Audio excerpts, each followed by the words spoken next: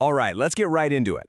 The numbers for Boulder County's third quarter real estate market are out, and wow, they tell a fascinating story. We're going to dig into what's really going on in one of the country's most watched and most expensive housing markets. For years, the story has been the same, right? Relentless growth, soaring prices, just up, up, up. But is that trend finally hitting a wall? That is the big question we're tackling today, and we're going to use the latest market report to find out. So to really get what's happening in Boulder, first we've got to zoom out and look at the bigger picture. And when you see how Colorado is doing compared to the rest of the nation right now, well, the results are genuinely surprising. Okay, just look at this. According to the Federal Housing Finance Agency, if you rank all the states by their year-over-year price changes, Colorado is 49th. Yeah, you heard that right, third from the bottom. Statewide, prices have actually decreased. Let's just let that number sink in for a second. Negative 0.61%. I mean, after years of Colorado being one of the hottest markets in the entire U.S., seeing a statewide price drop, even a small one, is a massive shift in the narrative. But here's the twist, and it's a big one. That story is not the same across the whole state. The Boulder metro area is kind of marching to the beat of its own drum. While Colorado as a whole is seeing a dip, Boulder prices have actually gone up by over 3%. That ranks it in the top half of metro areas nationally. So what is really going on inside Boulder County itself? And that brings us to the core of our analysis. The latest numbers show Boulder County is in a state of transition. It's not crashing, but it's not booming either. It's something else entirely. The Q3 market report from RE/MAX of Boulder really sums it up perfectly. They're calling it a softer market. But what does that actually mean for you if you're trying to buy or sell a house? Well, it means we're seeing a mix of signals. On one hand, you've got the classic signs of a cooling market.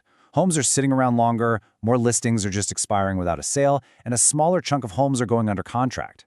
But on the other hand, inventory is up, which is great for buyers. It means more choices, and the total number of sales is actually holding pretty steady compared to last year. It really feels like a market that's finding a new balance.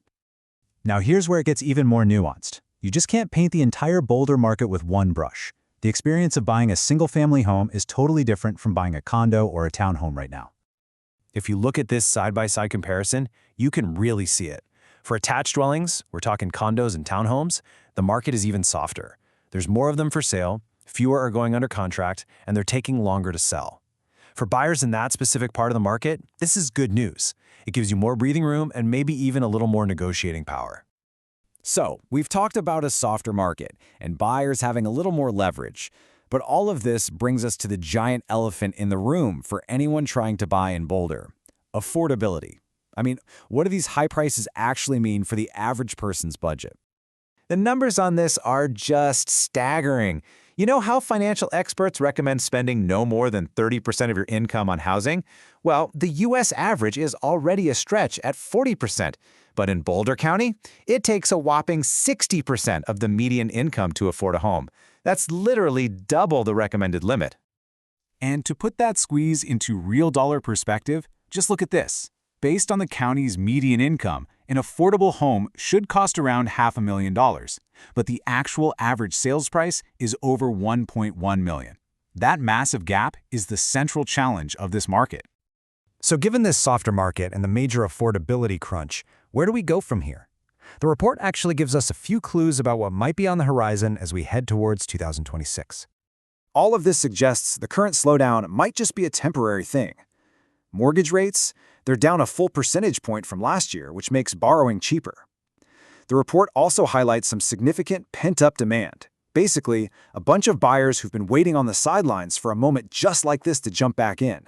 Because of these factors, the forecast is for sales to actually increase next year.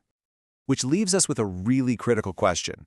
We've got a market that is currently soft, giving buyers a little bit of an edge, but at the same time, we have interest rates falling and a huge pool of potential buyers just waiting on the sidelines. So is this a new, more balanced normal, or is this just the quiet moment before the next wave of intense demand hits Boulder County?